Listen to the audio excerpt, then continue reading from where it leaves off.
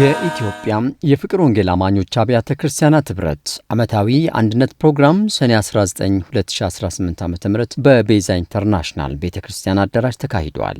በዚሁ ለአራተኛ ጊዜ በተደረገው ጠቅላላ ጉባኤ ላይ የኅብረቱ የሥራ አመራሮች፣ ከተለያየ ክልል የተገኙ የበርካታ ቤተ እምነት መሪዎች፣ ከኢትዮጵያ የወንጌል አማኞች አብያተ ክርስቲያናት ኅብረት ካውንስል ቢሮ ዋና ጸሐፊ ዶክተር ፓስተር ጌትነት ለማ፣ ፓስተሮች፣ አገልጋዮችና ጥሪ የተደረገላቸው እንግዶች ተገኝተዋል።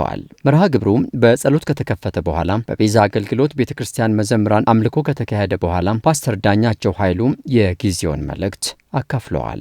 የኅብረቱ ፕሬዝዳንት የሆኑት ዶክተር ቤተ መንግስቱ በጉባኤው ለታደሙት እንግዶች እንኳን ደህና መጣችሁ መልእክታቸውን ካቀረቡ በኋላ ሌሎች የኅብረቱ ፕሬዝዳንቶችና የኦሮሚያ ክልልና የሸገር ሲቲ ተወካዮች በየተራ የሰላምታ መልእክታቸውን አቅርበዋል።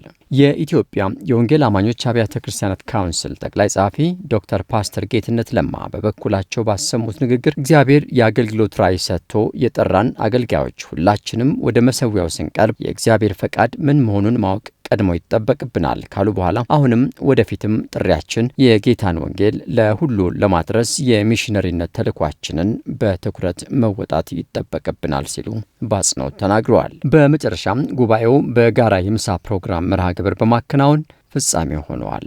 እንግዲህ ሁላችሁም እንደምታውቁት እግዚአብሔር ለኢትዮጵያ ቤተክርስቲያን ታላቅ ዕድል ሰጥቶ በአንድ ካውንስል በአንድ ጥላ ስር እንድንሰበሰብ አድርጎናል። ይህ የኢትዮጵያ የፍቅር ወንጌል አማኞች ቤተክርስቲያናት ኅብረት ኢንዲፔንደንት ተብለው ይጠሩ የነበሩ ቤተክርስቲያኖች ተሰብስበው በአንድነት የመሰረቱት ከካውንስሉ ምስረታ ጋር አብሮ የተመሰረተ የአብያተ ክርስቲያናት ኅብረት ነው። በአሁኑ ሰዓት በስሩ ወደ 320 የሚጠጉ አብያተ ክርስቲያናትና ሚኒስትሪዎች ታቅፎ ይገኛሉ። በመጀመሪያ ከሁሉ በላይ እንግዲህ እንደ አንድ አካል ሆነን ከሁሉም አብያተ ክርስቲያናትና የአብያተ ክርስቲያናት ኅብረቶች ጋር አብረን የወንጌልን ስራ በምድራችን ላይ በመስራት ላይ እንገኛለን። ከዛም በተጨማሪ ደግሞ ካውንስሉ በሚያደርጋቸው እንቅስቃሴዎችና ሀገራዊ እንቅስቃሴዎች ላይ ከፍተኛ አስተዋጽኦ በማድረግ ላይ እንገኛለን። ከዚህ በኋላም ደግሞ እንግዲህ እንደ አንድ የኢትዮጵያ ቤተክርስቲያን ከኢትዮጵያ አልፎ በአፍሪካ እና በዓለም ሁሉ ተጽዕኖ ፈጣሪ የምትሆን ቤተክርስቲያን ዓለም እየጠበቃት ያለች ቤተክርስቲያን ነች። የኢትዮጵያ ቤተክርስቲያን በሚሽን በበጎ አድራጎት በሁሉም አቅጣጫ ሁለንተና የሆነ አገልግሎት በመስጠት የክርስቶስ ኢየሱስን ዳግም ምጽአት ልናፋጥን ተጠርተናል። የእግዚአብሔርን መንግስት በምድር ላይ ልናሰፍን ተጠርተናል። ይሄ ዋና ስራችን ሆኖ ይቀጥላል። አሁን በዋነኝነት የተናገርኩት ነው። አንዱ የመጀመሪያው እድላችንን መጠቀም ነው። እግዚአብሔር በአንድነት እንደ አንድ ሆነን እንድንቆም ለኢትዮጵያ ቤተክርስቲያናት ሁሉ ይህንን እድል ሰጥቷል። ስለዚህ አንዱ የሚገለጠው ነገር በመንፈስ ቅዱስ እና በእግዚአብሔር ፍጹም የሆነ ፍቅር ላይ የተመሰረተ አንድነትን እያሳደገን መሄድ፣ ከዛም ደግሞ በጨለማው ዓለም ላይ የእግዚአብሔር ብርሃን እንዲያበራ ጠንክረን የወንጌል ስራ መስራት ነው የሚጠበቅብን። አመሰግናለሁ። እሺ፣ አመሰግናለሁ። እንግዲህ የፍቅር ወንጌል አማኞች አብያተ ክርስቲያናት ኅብረት ሲመሰረት ዓላማው በምድርም በቤተ ክርስቲያንም የጎደለውንና የቀዘቀዘውን ፍቅር ማቀጣጠል ማነሳሳት ነውና የተለያዩ ኢንትረስትድ የሆኑ አብያተ ክርስቲያናቶችና ሚኒስትሮች አባል ከሆኑ ጊዜ ጀምሮ እግዚአብሔር በሰጠን ሊደርሺፕ በተለይ በአባቶች ነው የሚመራው። ዋና አባት አለን። በአባቶች ምክክር ከስርም ባሉ ተለያዩ መዋቅሮች እነዚህን በስራችን ያሉትን ቤተክርስቲያናት ፍቅርን ፎከስ ባደረገ መልክ እርስ በርስ እንዲያያዙ እንዲጠነካከሩ የማድረግ ስራ የተሰራ ነው ያለው። ሲሰራም ቆይቷል። እንግዲህ ሰፊ ስራ ስለሆነ አዲስም እንደሆኑ ኅብረቱ እንግዲህ ከ5 ዓመት ባልበለጠ ጊዜ ውስጥ ብዙ በርካታ ስራዎችን ሰርተናል። ክልል ቢሮዎችን በተለያየ አካባቢ አቋቁመናል።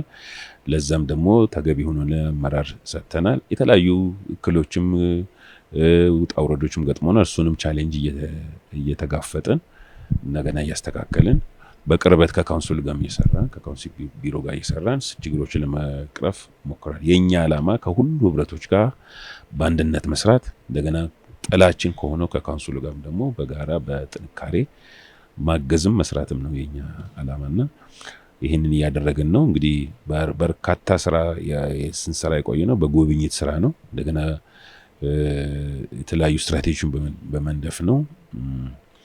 እንደገናም ደግሞ አዲስ አበባም ሆነ የተለያየ ቦታ ሁኔታዎች ሲቀያየሩ አሁን ከክላስተር ወደ ክልል ማነው ወደ ክፍለ ከተማ ሲዞር እሱ ላይ መሪዎችን የተለያዩ አመራሮች መመደብ ነው። ከዛ በኦሮሚያ እያልን ስራዎችን እየሰራን እያጠናከርን ነው ማለት ነው። እንግዲህ በዋናነት መዋቅሩ በደንብ ከተዘረጋ አዲስ አበባ ያለው ቢሮ ሁሉም ጋር መዘርጋት አያስፈልገውም።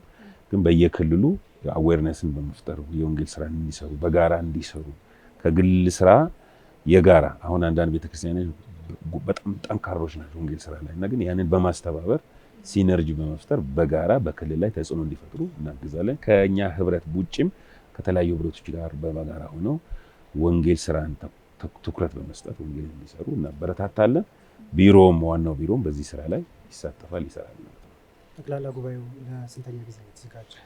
ይሄ እንግዲህ ጠቅላላ ጉባኤ አራተኛ ወይ አምስተኛ ነው ጠቅላላ ጉባኤያችንና አንድ አመት ሚስ አድርጋችኋል? አንድ 2 አመት ሚስ አድርገናል። በተለያዩ ምክንያቶች ሚስ አድርገናል። 2 አመት ሚስ ካደረግን በኋላ ይሄኛው ከ2 አመት በኋላ መደረጉ ነው ማለት ነው። ቴንክ ዩ አመሰግናለሁ። ለኤልሻዳይ ቴሌቪዥን ኔትወርክ ሰለሞን ተክለ ጻዲቅ።